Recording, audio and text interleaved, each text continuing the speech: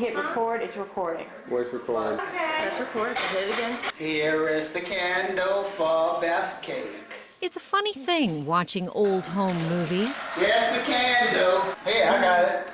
It's like peeking in a window on someone else's memories. Can't handle it. Now Tommy's got the right idea for cutting the cake here. I tell you what, I killed a lot of roaches with that knife. Birthdays past, special occasions, or even the ordinary. Happy birthday, happy birthday. You can see time passing and fast forward, like you're getting a glimpse of someone else's recurring dreams or nightmares. Happy birthday to you and many more.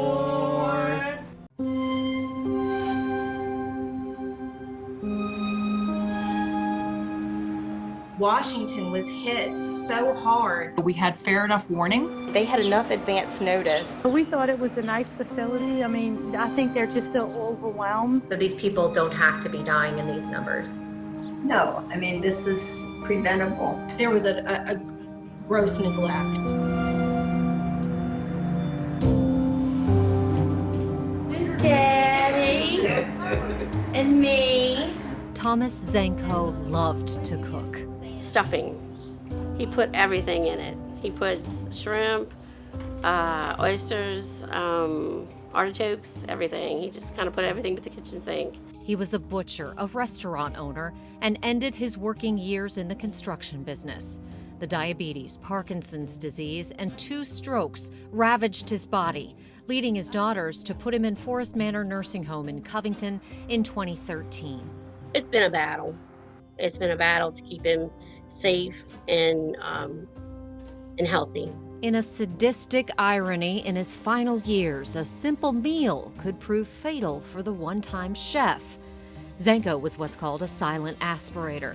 If he wasn't positioned properly when he ate, the food could sink into his lungs, giving him pneumonia. Every single time the doctor would say, you know, I really just don't think he's going to make it next time. You know, he really got through this by the skin of his teeth. So they put cameras in his room at Forest Manor. They're now giving us a window on one of the deadliest nursing home outbreaks of COVID-19 in Louisiana. I initially found out on the Forest Manor Facebook page. A couple of the residents, their family members had posted that they had died. And I was like, what? I'm like, Forest Manor should have told me something. The first resident died of COVID-19 at Forest Manor on April 5th, according to data from the St. Tammany Parish Coroner. Like a silent tidal wave, COVID washed over the nursing home with deadly force. Over the next 2 months, the infection killed mothers, fathers, grandmothers, grandfathers, brothers, sisters, 38 people so far. We wanted to know, how exactly did it spread so fast? I think early on, the nursing homes weren't really prepared for such an aggressive pandemic. I asked the coroner, Dr. Charles Preston, about it back in June, when nursing home residents accounted for more than half of the parish's COVID-19 deaths. He noted how vulnerable the population is to begin with. And Why do you think that this is going through these nursing homes like wildfire up there? While the patient population is closed, the staff population is not. And so the staff comes and goes and comes and goes. So, you know, again, they could be negative on Monday, go to Walmart on Tuesday and become infected and shed virus for 5 days and not even know it. in late March, Zenko's daughters started snapping pictures of staffers in their dad's room. March 22nd, no mask. April 2nd, April 3rd, the cameras showed 2 aides moving Zenko with no masks on. They say they brought it to the attention of a staff social worker. I just thought that they should have masks at this point. I could see it more like beginning of March. But now that we're in April, they should have masks on. It was after Forest Manor had been declared a coronavirus cluster by the Louisiana Department of Health on March 31st, meaning Forest Manor already had more than 2 confirmed coronavirus cases. And days later, nurses and aides still weren't even wearing basic surgical masks. While the general public wasn't masking up at that time, healthcare workers were. 2 other Forest Manor families we spoke with raised similar concerns about it. We would lose maybe in a few days in a week, we would lose 3, 4 people, and then we lost count. Like, they come in threes, but we can't even count anymore. What are we up to, like 18, 19? A former nurse at Forest Manor who asked not to be identified says in those early days they isolated positive patients to their rooms. Many of them were on the 500 hall. At the beginning, they didn't even put up a wall to say, oh, COVID patients are going here. They just started throwing everybody into 500 without moving the people who were not COVID positive. Now we're spreading it and potentially getting everybody sick. The nurse ended up being laid off in recent months as Forest Manor's patient population dropped. She says testing was a big problem like in most American nursing homes. Only symptomatic residents were either taken to an urgent care clinic or the hospital to get tested, or they were never tested at all. This is him. At times in those final days in late March when Patrick Youngblood started to decline, his sister Liz Koenig says he had a low-grade fever, but that it wasn't unusual for his condition, complications from cancer treatment years before. He was never tested for COVID, but the longtime City Park Rose Gardener lived in the 500 hall, the stretch of rooms that would become the COVID wing. When we were visiting outside of his window over that weekend prior to his passing, his roommate was in the room. People were coming in. The nurses were coming in to check. They opened the window. I was able to visit with him, and his roommate was there, and he was perfectly healthy. He was not wearing a mask either. Did that set off any alarms in your head? I mean, now looking back. At that time, I was so focused on my brother that it didn't strike me as odd. But looking back, I would have thought that perhaps every patient should have been wearing a mask. Despite the governor's ban on in-person visits, Liz was allowed to visit her brother the day before he died. So you were there on April 8th? I was. And no full PPE, just a mask like I'm wearing right now? Mask, just like you're wearing. She says she's grateful to Forest Manor for that time with her brother and for the care he received. The CDC and the Louisiana Department of Health did not require testing of all residents and staff until months into the pandemic. By the time they did start testing in all facilities, half of everybody already had it. I don't know who these people are. In fact, the 2 CNAs that I saw without the masks, I had never seen them before. Oh, we're having to pull CNAs from other halls. I wish that when it first started, that more precautions were taken. I wish that we were not allowing the staff to go back and forth from the hall.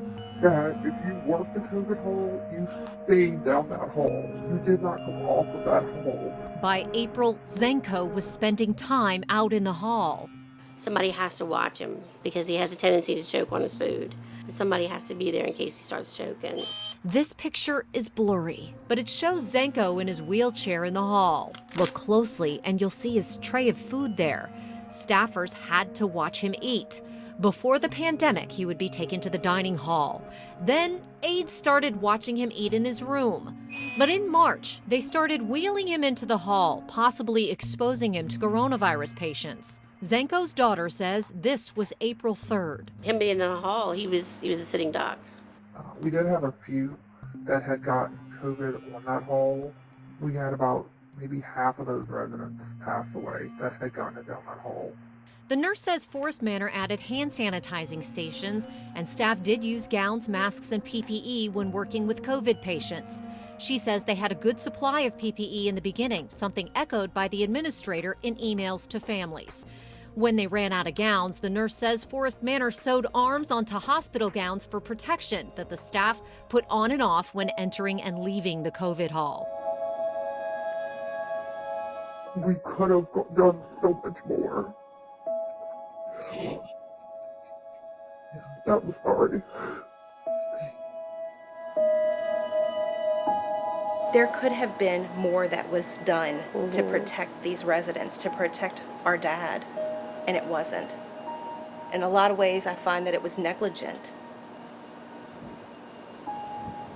It's sad and it's senseless. Experts urge states like Louisiana to send health officials into nursing homes early on to help with infection control.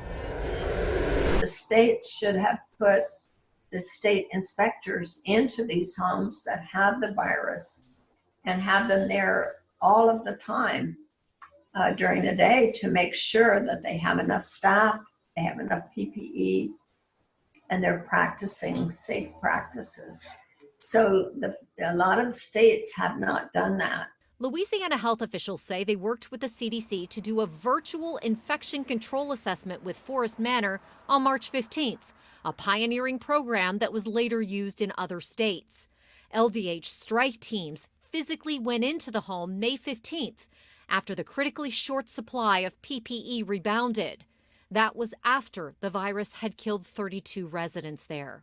No one from LDH would do an on-camera interview for this story. Would it have made a difference if those agencies like the CDC and the state had come in earlier? Absolutely. The state needs to be more forceful. There needs to be more enforcement, more accountability, and families should be questioning why these nursing homes still have licenses. There were many sleepless nights where he wasn't sleeping at all. And he'd start calling you, and then he'd start calling me, and he'd stay up all night. So he had something on his mind. Zenko's fears became a reality 2 weeks before state inspectors went into Forest Manor.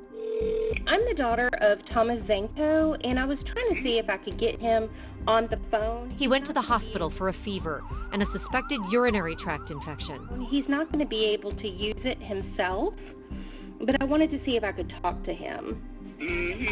Remember, throughout the ordeal, family members, Zenko's daughters, were all locked out. I don't know if he's awake in there. Oh, I know he was sleeping on and off, right? Both at the nursing home and essentially at the hospital. 1 moment. I'm at a loss. I'm home. I'm trying to, to get information from people, and I'm leaving messages. Nobody's telling me anything. These are their recordings from Zenko's time during his final days at Lakeview Hospital. Hey, Daddy. Hey there. I love you. I love you too. How are you doing? I feel terrible. You feel terrible? After rebounding once, giving them hope. So this morning, he almost coded on me. Nurses, armed with a handful of iPads, FaceTime you, so you cannot talk to him. struggling to fill that void with phone calls in patients' final hours. His kidneys are failing at this point. His cardiovascular system is failing. So things don't look good. Know that we might not be there, Pop, but we are praying for you, and we're thinking about you constantly. We are there with you in spirit. Just remember that, okay? We love you, Pop. Zenko died with no family at his side.